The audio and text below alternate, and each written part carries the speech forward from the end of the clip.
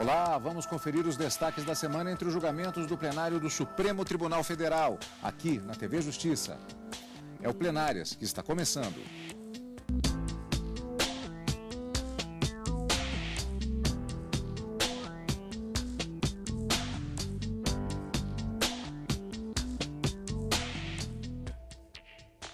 Com os principais momentos das sessões dos dias 24 e 25 de agosto de 2016. Karina, na verdade, tivemos, de uma certa forma, uma semana monotemática na medida que ocorreu o julgamento conjunto, tanto na quarta quanto na quinta-feira, de ações diretas de inconstitucionalidade que tratam do tema propaganda eleitoral e que, na verdade, a princípio, o telespectador pode pensar que foi algo um pouco mais simples por ser um único tema.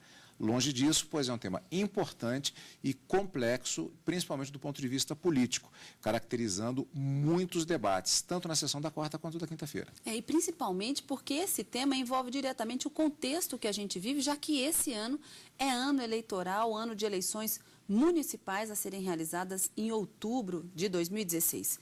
O principal tema discutido em todas essas ações diretas de inconstitucionalidade, que tinham por relatores ministro Dias Toffoli e ministra Rosa Weber, foram apregoadas de forma conjunta na quarta-feira e, como você disse, tiveram a sequência do julgamento na quinta, embora um deles ainda esteja pendente de um resultado final, em razão da ausência do ministro Luiz Roberto Barroso, que teria votado de uma forma diferente ou proposto uma solução diferente do que foi acordado no plenário na quinta-feira.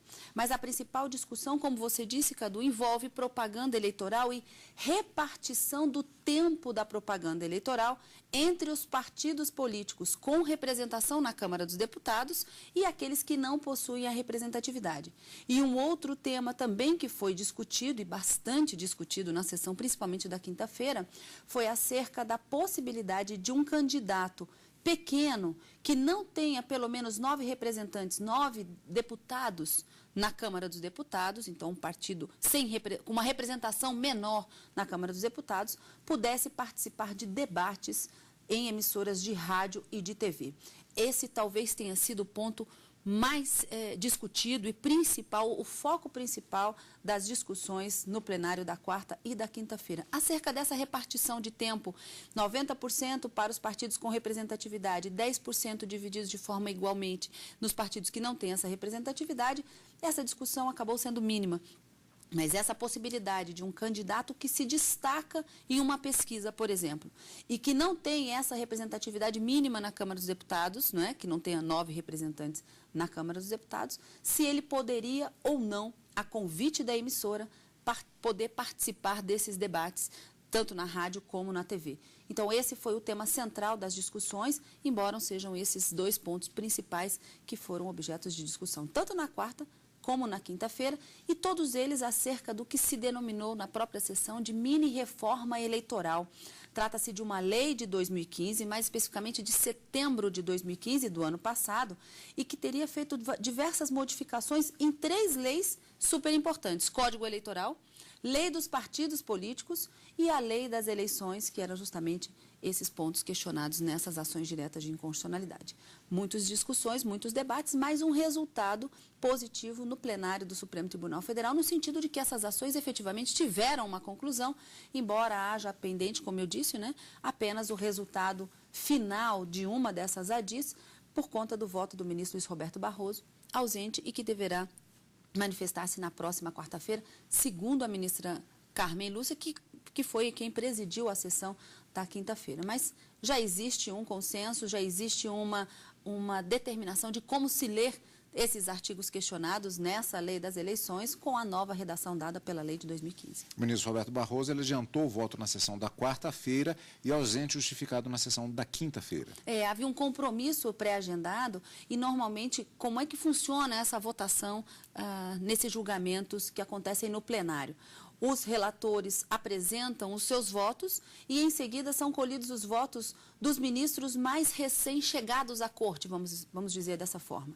E ministro Luiz Roberto Barroso e ministro Ricardo Lewandowski também logo depois da apresentação do voto tanto da ministra Rosa Weber como do ministro Dias Toffoli, nas ações em que eram relatores respectivamente, pediram que os votos pudessem ser adiantados em razão de compromissos na quinta-feira. O ministro Luiz Roberto Barroso, um compromisso pré-agendado, e o ministro Ricardo Lewandowski presidindo a sessão de julgamento do impeachment no Senado Federal, que se transforma num órgão judicial e, portanto, impossibilitado de presidir ao mesmo tempo, a sessão plenária do Supremo Tribunal Federal. Então, a sessão de quinta, ela acabou sendo presidida pela ministra Carmen Lúcia e o voto do ministro Ricardo Lewandowski proferido antecipadamente na sessão de quarta.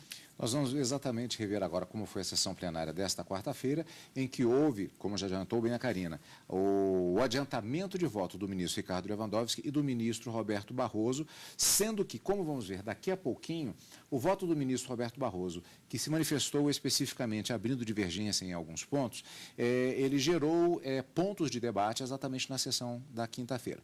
Mas isso nós vamos ver daqui a pouquinho. Primeiramente, a sessão da quarta-feira, o plenário do Supremo Tribunal Federal, ele começou exatamente naquela sessão a julgar as ações diretas de inconstitucionalidade que questionaram as chamadas novas regras da propaganda eleitoral, exatamente a partir do final do ano passado, do ano de 2015. E o tema acabou no plenário do STF a partir desta quarta-feira. As 4 ações analisadas foram apresentadas por partidos políticos que questionam as novas regras trazidas pela mini-reforma eleitoral de 2015 para a participação de candidatos em debates, além da divisão do tempo da propaganda eleitoral gratuita no rádio e na televisão. Pelas novas regras, as emissoras de rádio e TV só estão obrigadas a convidar para debates os candidatos de partidos com mais de 9 deputados na Câmara. Além disso, a propaganda eleitoral gratuita passou a ser dividida entre os partidos da seguinte forma: 10% para os partidos que não têm deputados federais no Congresso e 90% para os que têm mais de 6. Para os partidos, as mudanças são prejudiciais, principalmente para as minorias. Quando os partidos, os candidatos e candidatas mais precisam do tempo para a apresentação das suas propostas, é quando a legislação eleitoral desiguala, conferindo a esses partidos de menor representatividade tempo menor de exposição durante a propaganda eleitoral gratuita. O ministro Dias Toffoli defendeu que tanto a regra que trata da propaganda eleitoral quanto a que trata dos debates são válidas. Antigamente, era 1/3 dividido igualmente entre todos os partidos, tivessem ou não tivessem representação no Congresso Nacional, e 2/3 para aqueles que tinham representação no Congresso Nacional. Isso foi originado por uma decisão do Tribunal Superior Eleitoral, quando não havia lei ainda a respeito. O Tribunal Superior Eleitoral, provocado por partidos políticos que não tinham representação no Congresso Nacional, após a edição da Lei 9.547 de 97, o TSE, naquela época, provocado, os partidos que não tinham representante no Congresso Nacional alegaram: nós não teremos participação no horário eleitoral gratuito, sem parâmetro legal, por construção com base nos princípios constitucionais da soberania popular, da igualdade, do artigo 17 dos partidos políticos, de dar a pluralidade ideológica, que também está no artigo 1º, que baseia os fundamentos da sociedade brasileira. O Tribunal Superior Eleitoral criou esse parâmetro. Vamos dividir 1/3 igualmente para todos e 2/3 exclusivamente para aqueles que tenham representante no Congresso Nacional, na proporção do número de parlamentares. Pois bem, esta lei, esta resolução depois virou lei. 1/3 virou lei. E agora foi alterada por essa lei de 2015, que determinou uma prevalência maior de tempo para quem tem representação no Congresso Nacional, privilegiando, portanto, aqueles que já tiveram, como diria o querido ministro Aires Brito, o batismo das urnas. E no batismo das urnas tiveram uma bênção maior naquele momento do que outros catecúmenos E aumentou, então, de 2/3 para 90%. E diminuiu aqueles que não têm representação de 1/3 para 10%. Lembrando que esses 10% são divididos também com aqueles que já têm a participação nos 90%. Só que esses 10% é igualmente, é de maneira igual. Pois bem, eu não vejo aqui outra coisa senão uma opção do legislador, do legislativo, o órgão competente para, então, regrar o artigo 17 na forma da lei. E não vejo aqui que tenha andado de uma maneira abusiva ou de uma maneira a excluir as chamadas minorias. Nós temos também que relembrar que os debates eleitorais, eles são facultativos e não têm assento na Constituição. Nenhum partido político, nenhum candidato, nenhuma coligação tem direito subjetivo a exigir que uma emissora faça um debate. É uma faculdade das emissoras. O ministro Luiz Roberto Barroso votou pela validade, mas apontou a forma como as novas regras devem ser interpretadas. Eu estou interpretando conforme a Constituição para dizer que os 2/3 não podem excluir alguém que a emissora convide. Eu vou enunciar a conclusão do meu voto. Eu não vou ler toda a ementa por brevidade, vou ler só o dispositivo, que é o seguinte. Por todo o exposto, voto 1. Pela improcedência das ADIs 5423 e 5488, ambas da relatoria do ministro Dias Toffoli. E pela parcial procedência da ADI 5487, da relatoria da ministra Rosa Weber, conferindo-se interpretação conforme ao parágrafo 5º do artigo 46 da Lei 9.504 de 97, com a redação dada pela Lei 13.165 de 2015, para se determinar que os candidatos aptos não possam deliberar pela exclusão dos debates de candidatos cuja participação seja facultativa, quando a emissora tenha optado por convidá-los. Portanto, vou ler só essa parte final. Eu julgo parcialmente procedente a ADI 5487, para determinar que os candidatos aptos não possam deliberar pela exclusão dos debates de candidatos cuja participação seja facultativa, quando a emissora tenha optado por convidá-los. Para o presidente da Corte, ministro Ricardo Lewandowski, há um número excessivo de partidos políticos e, por isso, os critérios devem ser rígidos. Um hiperpartidarismo. Todos reconhecem, isso é fato público e notório, que nós temos, ou a grande maioria dos partidos, não tem nenhum caráter programático ou principiológico e, em não tendo este caráter, a meu ver, não tem direito também líquido e certo, vou usar uma expressão que se aplica ao mandado de segurança, de expressar suas opiniões. Então, é preciso que haja um critério. E me parece que o critério escolhido pelo legislador é um critério razoável, baseado na proporcionalidade, e o intérprete constitucional, sempre que possível, e o ministro Barroso tem insistido muito nesse ponto de vista, este é um método de exegese, de hermenêutica, deve aproveitar o máximo possível a lei que foi aprovada pelo Parlamento, na medida em que ela não é flagrantemente incompatível com a Constituição. Eu entendo que, no caso, esta lei não é flagrantemente incompatível com a Constituição. O julgamento continuou na sessão plenária da quinta-feira e é o que vamos ver no próximo bloco.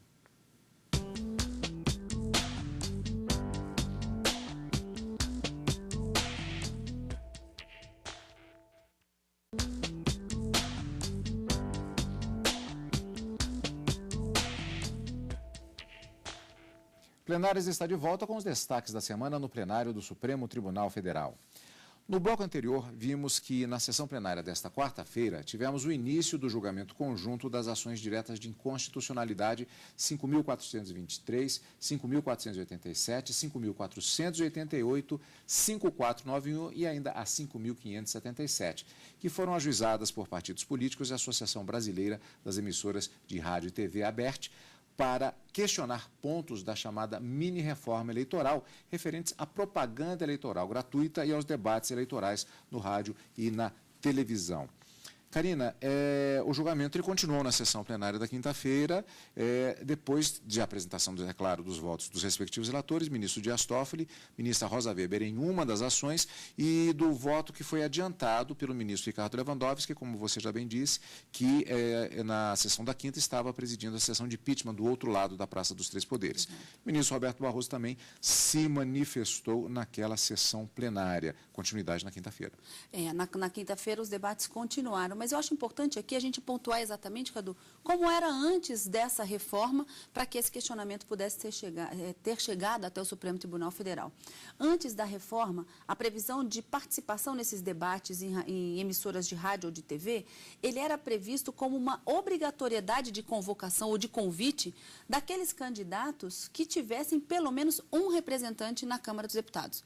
Então, no momento de se convidar para a participação daqueles debates que acontecem na TV, principalmente, né? Mas e também em emissoras de rádio, a emissora estaria obrigada a fazer esse convite e trazer esse representante ou esse candidato de um partido político. Com a modificação, a obrigatoriedade passa a ser a partir do momento em que o partido político possui pelo menos 9 representantes na Câmara dos Deputados. Se não tiver 9, ela não estaria obrigada a convidar esse candidato. Então, esse foi um primeiro ponto e bastante polêmico, porque tiraria a possibilidade, por exemplo, eu me lembro, salvo engano, da ministra Carmen Lúcia, numa passagem bastante didática da sua manifestação, não foi nem do seu voto, uma preocupação no sentido do candidato que, não me lembro agora se foi a ministra Carmen, ministro Gilmar, foram tantos debates ali, sim. Né, envolvendo durante os votos, mas alguns ministros disse durante a sessão plenária da quinta-feira. A grande preocupação é com aquele candidato que surge num partido novo ou num partido pequeno, que não tem essa representatividade, mas possui uma expressividade popular muito grande, de modo que as pesquisas oficiais que são realizadas acabam destacando esse candidato, e aí como ficaria deixá-lo de fora desse debate na rádio ou na TV? Vários ministros falaram sobre isso, inclusive a ministra Carmen Lúcia, o ministro Gilmar Mendes e o ministro Celso de Mello também fez referência nesse sentido. Ele usou até uma expressão, ele falou a respeito do candidato que não faz parte de uma agremiação, que tenha essa quantidade prevista da obrigatoriedade de ser chamado para participar do debate, mas que era apontado como de uma relevância eleitoral para aquele determinado pleito. O ministro Gilmar Mendes também falou a respeito de pesquisas que são confiáveis, são fiáveis e confiáveis, e que apontam que determinado candidato, ele é sim alguém que deve participar de um determinado debate, mas tem essa questão da quantidade de representantes que o credenciariam sobre aquele outro aspecto a participar daquele debate.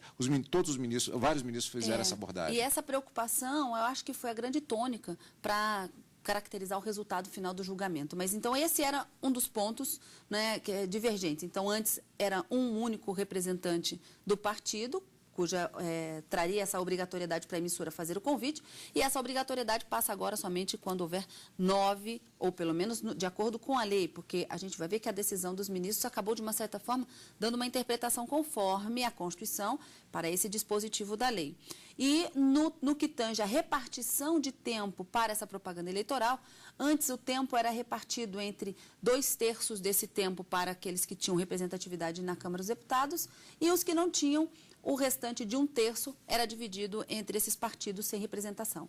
O que houve, e a gente viu isso inclusive no primeiro bloco com o voto do ministro Dias Toffoli, houve um aumento do tempo de propaganda para os partidos com representatividade, que passou de 2/3 para 90% do tempo, e uma redução para esses partidos menores sem representatividade, que antes era de 1/3 e passa a ser de 10% apenas, divididos de forma igualitária. Mas, como eu disse, esse segundo ponto acabou sendo uma discussão menor em relação àquela obrigatoriedade de convocação para a participação nesses debates de emissoras de rádio e de TV. Pois é, e tudo isso continuou exatamente na sessão plenária da quinta-feira e, ao final, já adiantando pelo menos uma parte, o Supremo Tribunal Federal decidiu que candidatos de partidos com menos de 10 deputados, vejam bem a palavra, poderão participar de debates eleitorais se estiverem bem cotados nas pesquisas.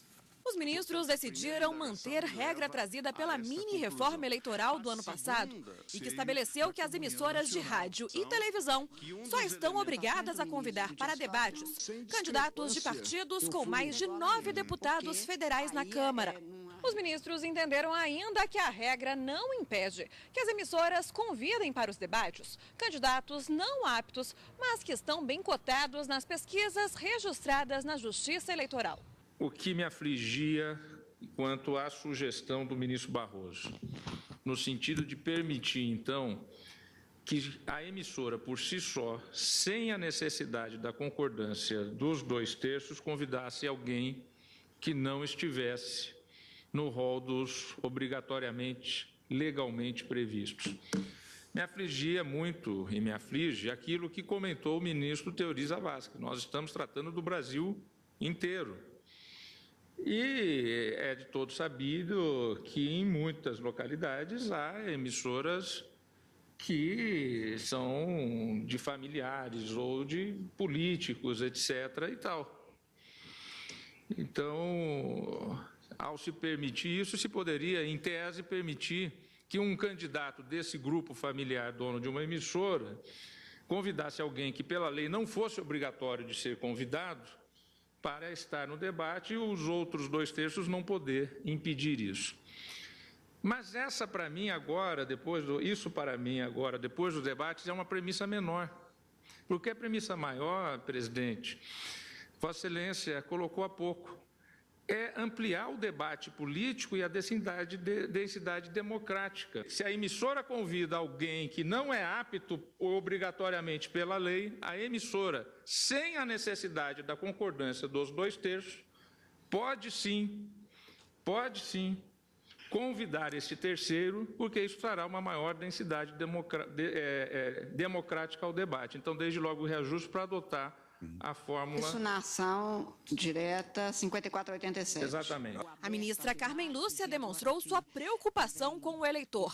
O fato político é que o cidadão quer ver, ouvir e debater com quem ele tenha demonstrado interesse, e eu acho que essas pesquisas, quando legítimas, podem realmente fazer com que não se caçem debates, mas que se perca inteiramente o objeto que poderia levar à sua ocorrência, uma vez que não é obrigatório. Então, este é um dado que não pode ser desprezado ao interpretação às normas para dar maior efetividade jurídica e social a uma norma que é algo que diz respeito diretamente ao cidadão. E o segundo é que os debates, o processo eleitoral, tem como núcleo central não a emissora, ou o candidato, ou o partido, mas o cidadão. O eleitor. O eleitor quer ouvir pessoas que tenham algo a dizer, segundo o que ele já aponta como um caminho.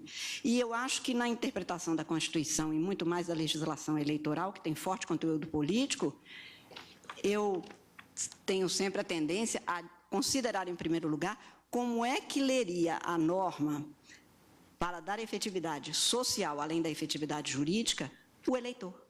Para o ministro Gilmar Mendes, que também é presidente do Tribunal Superior Eleitoral, não se pode desestimular os debates. Esse é o dilema da igualdade de chances, quer dizer, ela tem que ser uma igualdade conformada, quer dizer, precisamos encontrar um critério razoável, não é? Assim, pensando alto e vendo o debate que ontem o ministro Barroso suscitou, a mim me sensibiliza bastante a ideia de compensar isso. Eu vi até aqui ontem a presença da deputada Erundina, que está numa situação realmente muito singular, né? Porque está em terceiro lugar nas pesquisas fiáveis, confiáveis, mas por não preencher o requisito, ela não pode participar. Eu imagino que corremos o risco de, ao abrirmos, e eu tenho compromisso com a tese da igualdade de chances, até porque me bato por ela já há alguns anos.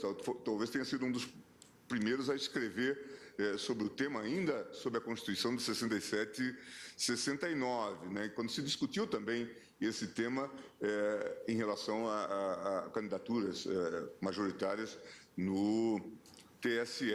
Mas isso tem que ter uma certa conformação. Certamente estamos longe do ideal. Agora, considerando, primeiro, que as emissoras podem fazê-lo ou não, né? Realizar o debate ou não. Né? Considerando que, dependendo do formato, nós quase que vamos faticamente caçar o debate.